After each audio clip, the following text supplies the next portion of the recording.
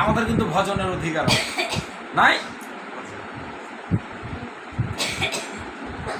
ধনী হই, গরিব হই, কালো হই, ফর্সা হই, মুসি হই, তাই না, যে কোনো সম্প্রদায় হই, হারি মুচি ডোম চান্ডাল, যে কোনো সম্প্রদায় হই না কেন, আমাদের ভগবানের ভজনের অধিকার রয়েছে। এই গতিবিধানগুলা পূর্বকালে ব্রাহ্মণরা আমাদের নষ্ট করে দিয়েছে। ওই যে পরম্পরার ফিনিশিং কিন্তু হয়নি, ভিডিও তো ওটা আউট হয়ে গেছে।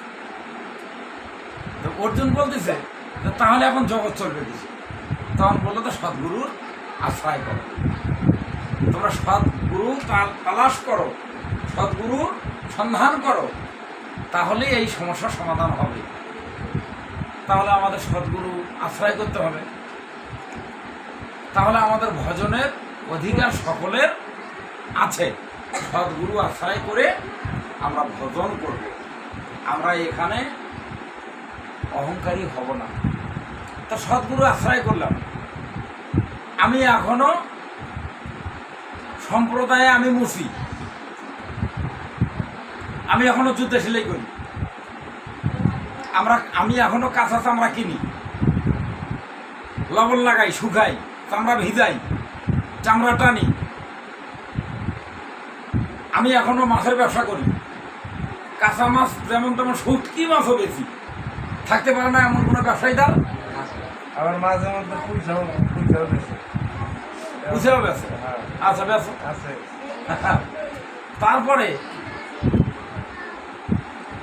আমাদের বাংলাদেশে কিন্তু হিন্দু কসাই নাই বললে চলে, আমি মানে দেখি নাই, আর চোখেই পড়ে না। কসাই চেনেন তো? হ্যাঁ, যেটাই করুক করে তো একটা, ছাগল হোক ভেড়া হোক, তাই না, যাই হোক, যারা ওই জীব মারিয়ে মারিয়ে পাল্লায় ওজন করে বেছে তাদের বলা হয় কসাই, তাই না? তার কি ভজনের অধিকার নাই?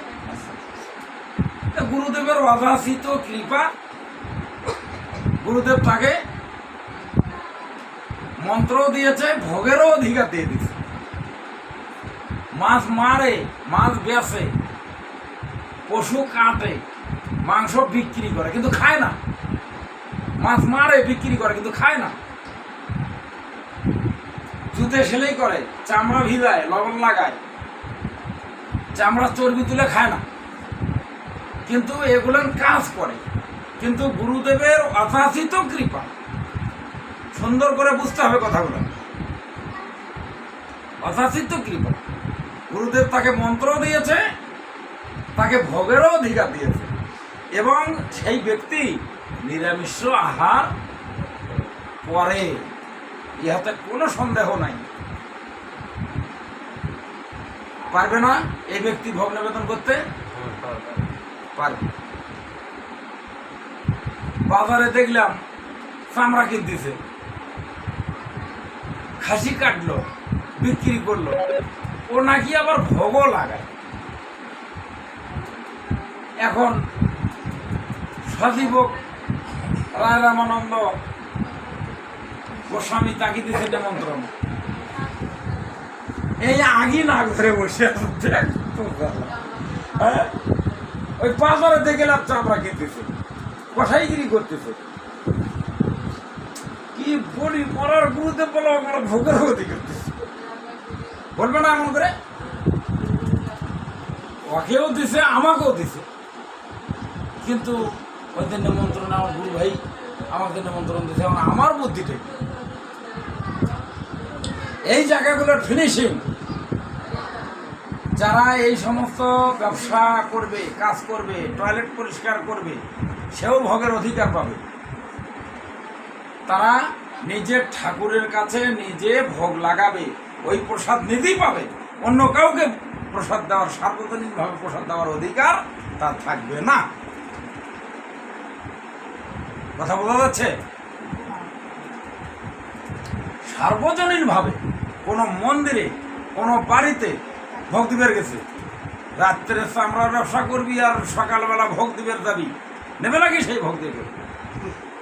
তবে তোমার ভোগের অধিকার গুরুদেব দিয়েছে, তোমার ভজনের অধিকার আছে, প্রসাদ খাওয়ারও অধিকার তোমার আছে।